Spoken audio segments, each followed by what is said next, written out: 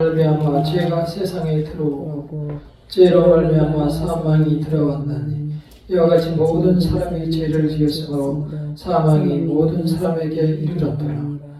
죄가 율법이 있기 전에도 세상에 있었으나 율법이 없었을 때에는 죄를 죄로 여기지 아니하였느니라. 그러나 아담으로부터 모세까지 아담의 범죄와 같은 죄를 짓지 아니한 자들까지도 사망이 막노릇하였나니 아담은 오실자의 모형이라.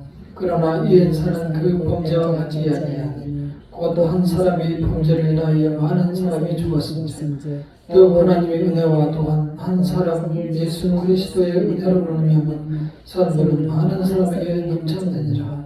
또 이 선물은 범죄한 한 사람으로 말미암은 것과 같지 아니하니 심판은 한 사람으로 말미암아 정죄에 이르렀으나 은사는 많은 범죄로 말미암아 의롭다 하심에 이르니라.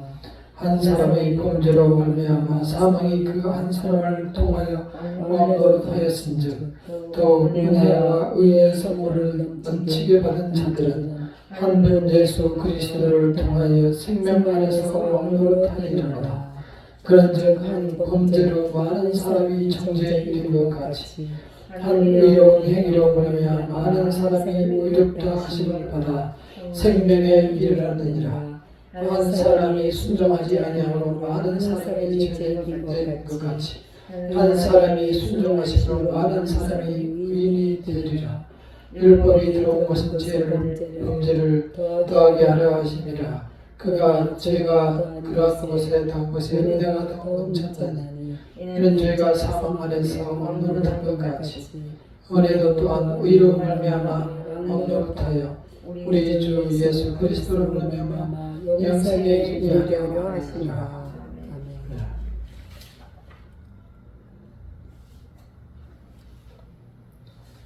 자료를 나눠줬습니까? 네. 처음의 인간 두 번째 시간입니다. 이렇게 해서 인간을 이해한다는 것은 어려운 일이고요. 단지 성경에 나와 있는 일부분만, 극히 일부분만 우리가 다루고 있음을 미리 머리에 염두에 두시기를 바랍니다. 이 행위 계약 속에 있는 인간이다, 이런 표현을 썼는데요. 우리 인간은 그때 태초로부터 지금까지 영원히 인간으로 있는 한 아담의 하나님과의 그 계약 속에 지금까지 계속 있다는 겁니다. 그래서 우리가 조금 전에 행위 계약의 성경적 증명을 성경을 통해서 바울의 말을 통해서 들었습니다. 바울은 아담과 그리스도를 비교해서 아담은 오실 예수님의 모형이다, 예표다, 이런 표현을 쓰고 있습니다. 그러나 분명히 다르죠. 아담은 사람이었지만 예수님은 하나님께서 육신으로 오셨고 잉태할 때 성령으로 잉태되었고 죄를 짓지 않은 유일한 인간이었습니다.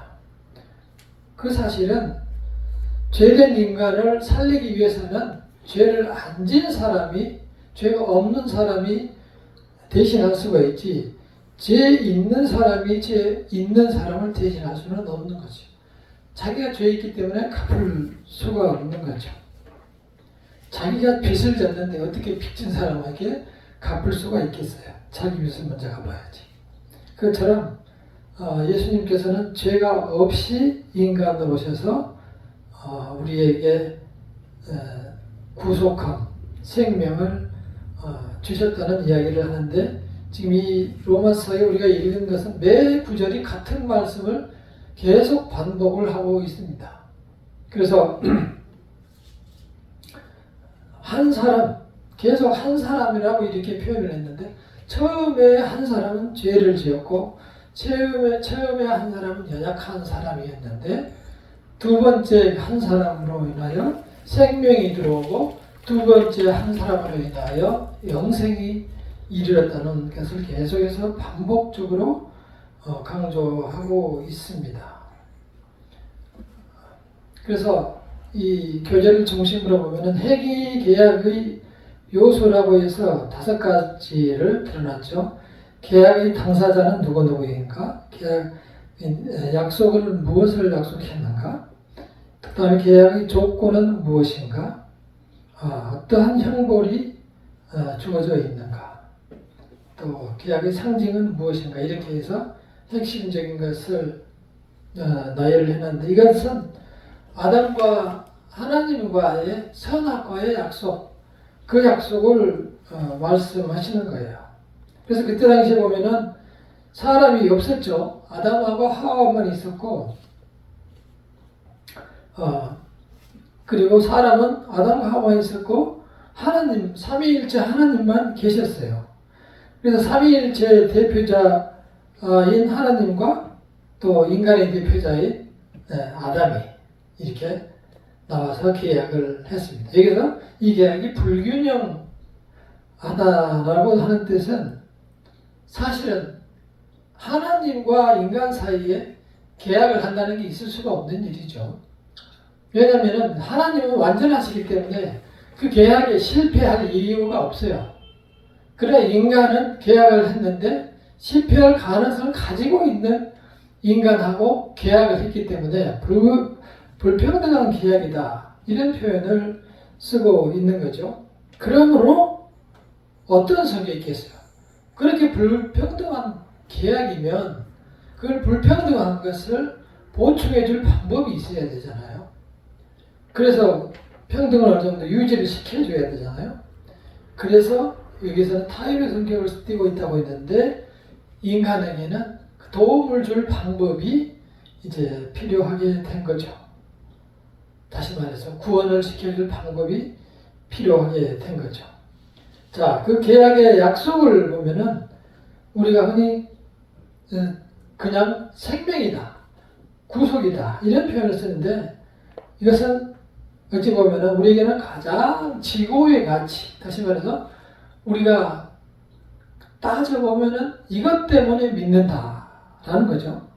다시 말해서 생명을 주셨기 때문에 우리가 믿는다라는, 목숨을 걸고 하는 약속이다. 이러한 지고의 가치, 최고의 가치가 그 약속 속에는 들어 있습니다. 그리고 계약의 조건을 보면은 선악을 알게 하는 나무, 다시 말해서 선악 거는 절대 먹지 않는다라는 조건으로 계약을 했습니다. 이것을 이제 하나님께서는, 자, 그러면은 이것을 모르고 있을까? 이런 생각을 또 이제 하게 돼요. 저놈이 약속을 했는데 죄를 지을지 안 지을지, 먹을지 안 먹을지 모르고 하나님이 했느냐? 그렇지 않은 거죠. 하나님은 아시는 거죠. 인간의 연약함을 아시지만 실험하고 인간의 의지로 하나님을 따르도록 유도를 한 거예요. 인간의 의지로. 한마디로 말해서 죄를 지을 수 있는 자유까지도 인간에게 있는 거예요. 그것은 누구보다도 우리가 잘 알잖아요. 죄를 많이 지어왔기 때문에 우리에게 죄질 자유까지, 뻔뻔한 자유, 사망의, 심지어는 살해, 사망시키는 그러한 자유까지도 인간에게 주어져 있는 거예요. 그래서 선악을 알게 하는 열매는 먹지 말라. 이게 계약의 조건이었어요. 그러면 그로 인한 형벌은 무엇이냐? 한마디로 죽음입니다. 이 육체적으로, 영적으로 영원한 죽음이죠. 회복이 없는 영원한 죽음. 이것이 형벌의 조건입니다. 그것을 우리가 좀 더 세분해서 보면은 그 영혼이 하나님으로부터 완전히 떨어져 나가 버리는 거죠. 네. 자, 그리고 계약의 상징은 이제 생명나무인 그 선악과를 말씀하고 있죠. 아침에 갑자기 그 다른 어떤 유튜브를 하나 봤는데 그게 듣고 보고 나니까 마음이 굉장히 차가워졌어요. 그러니까 전적으로 하나님을 부인하는 사람의 어떤 유튜브를 한번 이렇게 들어보니까 굉장히 마음이 차가워졌어요. 그래서 그냥 보다가 꺼버렸는데 뭐냐면은 자기 입으로 하나님이 없다고 자기의 논리를 동원해서 이렇게 이야기를 하는데 그 사람의 표정은 매우 메마른 깡마른 그러한 웃음기가 빠진 평온이 없는 표정이고 두려운 그러한 표정이었어요. 생명을 받은 사람과 생명을 받지 못한 사람, 그것은 이렇게 외모로만 봐도 표시가 납니다. 그리고 아무리 하나님이 없다라고 증명을 하려고 해도 증명이 되지가 않아요. 논리가 맞지가 않아요. 그러니까 어떻게든지 논리를 증명하려고 해보지만 결국은 그 수준에서 머무르다가 인생을 방황하고 결국은 하나님 앞에 서지 못할 수가 있죠. 그래서 이렇게 참 하나님이 선택한 백성과 선택하지 못한 사람에게는 분명한 차이가 있구나라는 생각을 하게 되었습니다. 이 행위개혁의 유효성이라고 했는데 이 아직도 사람들 중에는 하나님을 믿지 않는 사람, 하나님의 백성이면서 믿지 않는 사람이 있고 하나님의 백성으로서 믿는 사람이 있고 아예 하나님의 백성이 아닌 사람이면서 당연히 믿지 않는 사람이 우리가 혼자서 같이 이 세상에 같이 살고 있어요. 그러나 여전히 그 사람들은 예수께서 오셨기 때문에 행위개혁이 완전히 폐지되었다. 전체적으로 다 폐지되었다. 아르미니안파에서는 이렇게 주장하는 사람들이 있어요. 그러나 여전히 우리는 그러한 행위개혁을 지키라고 그 요구를 받고 있습니다. 그 말씀을 주신 것이 구약 성경의 내용이에요.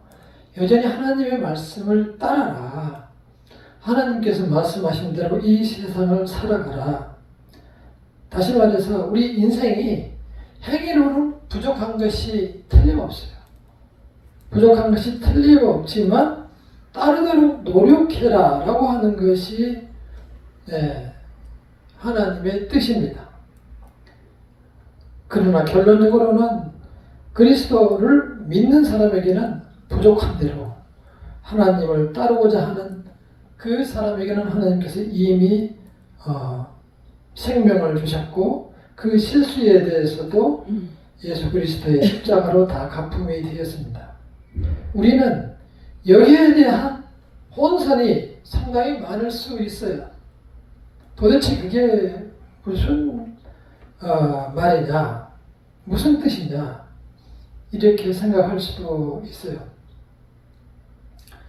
예수를 믿었는데 믿으면 끝이지 내가 무슨 더 말씀을 지킬 필요가 있느냐 이러한 요구를 하는 사람들이 굉장히 많습니다.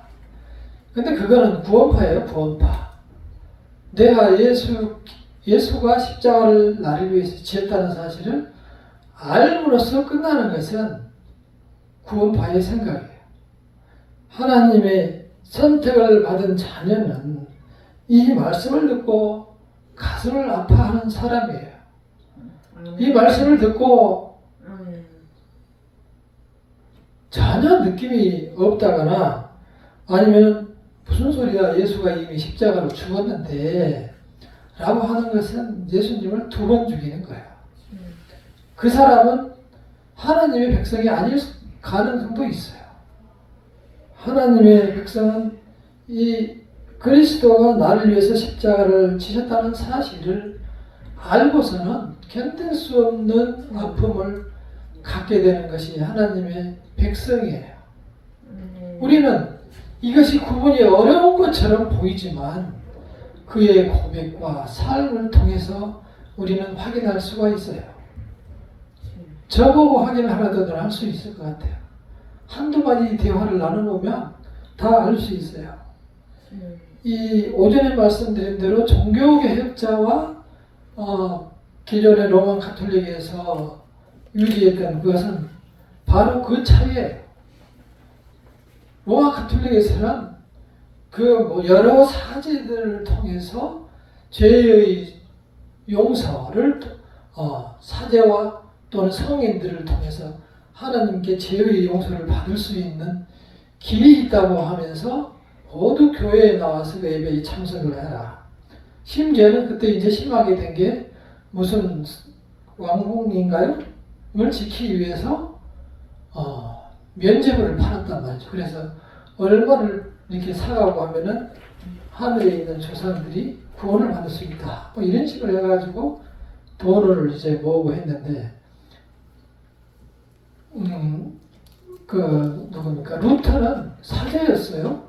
루터가 그 로마 가톨릭의 사제였어요.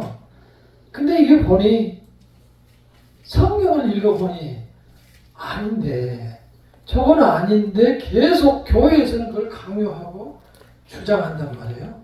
그래서 그걸 잘못했다고 95가지를 지적해서 이제 그 성당 밖에 대문에다가 붙여놓은 것이 종교개혁의 시작이었고, 하나님의 놀라운 역사로 그거를 보고 사람들의 마음을 불릴 듯 일어나게 한 거예요.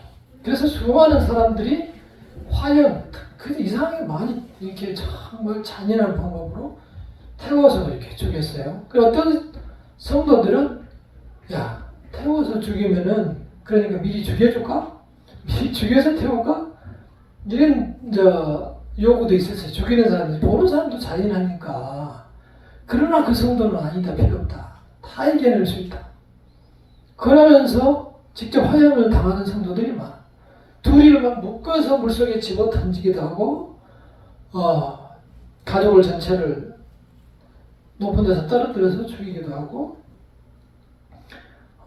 이게 소위 하나님을 모르는 사람들의 속에 있는 마음의 모습이에요. 그러니까 그 사람들이 누구죠?